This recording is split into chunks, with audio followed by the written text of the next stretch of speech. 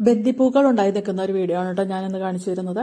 ഇത് ഓണത്തിന് പൂക്കളം ഇടാൻ വേണ്ടിയിട്ട് നേരത്തെ നട്ടുകൊടുത്ത ഒരു ബന്ദിച്ചെടികളാണ് കേട്ടോ.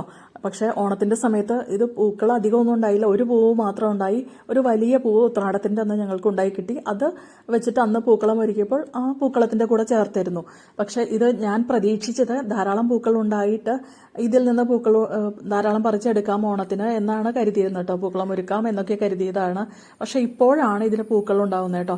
നല്ല വലിയ പൂക്കളാണ് ഉണ്ടാകുന്നത്.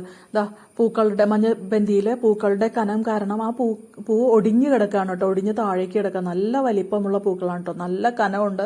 അപ്പോൾ നമ്മൾ കടകളിൽ കൊണ്ടുപോയി കൊടുത്താൽ നല്ല വില കിട്ടുമായിരിക്കും. പക്ഷെ ഞാനിത് കൊടുക്കാനൊന്നും ഉദ്ദേശിക്കുന്നില്ല. ഞങ്ങളുടെ വീട്ടിൽ തന്നെ അത് നിന്ന് കാണാനുള്ളൊരു സൗന്ദര്യം കൊണ്ട് അതവിടെ നിർത്തിയിരിക്കുകയാണ് കേട്ടോ. അപ്പോൾ ചെറുതായിട്ട് വിരിഞ്ഞു വരുന്ന പൂക്കൾ മാത്രം നേരെ നിൽക്കുന്നുണ്ട്. ബാക്കി എല്ലാ പൂക്കളും മഞ്ഞബന്ദി പൂക്കൾ എല്ലാം താഴേക്ക് ഒടിഞ്ഞു കിടക്കുകയാണ് കേട്ടോ. ഇത് കാണുമ്പോൾ ചെറിയൊരു സങ്കടമൊക്കെ ഉണ്ട്. അപ്പോൾ ഇനി ഇതിന് എന്താണ് ഒരു പരിഹാരം എന്ന് എനിക്കറിയില്ല. അതുകൊണ്ടൊന്നും ചെയ്യാതെ ഇങ്ങനെ നിർത്തിയിരിക്കുകയാണ് കേട്ടോ. നടുന്ന സമയത്ത് ഞാനിത് ഉണക്ക ചാണകപ്പൊടി മാത്രമാണ് അടിവളമായിട്ട് ഇട്ട് കൊടുത്തത്. വേറെ ഒന്നും ചെയ്തു കൊടുത്തിട്ടുണ്ടായില്ല. പക്ഷെ നന്നായിട്ട് പൂക്കൾ ഉണ്ടായിക്കൊണ്ടിരിക്കുന്നുണ്ട് കേട്ടോ.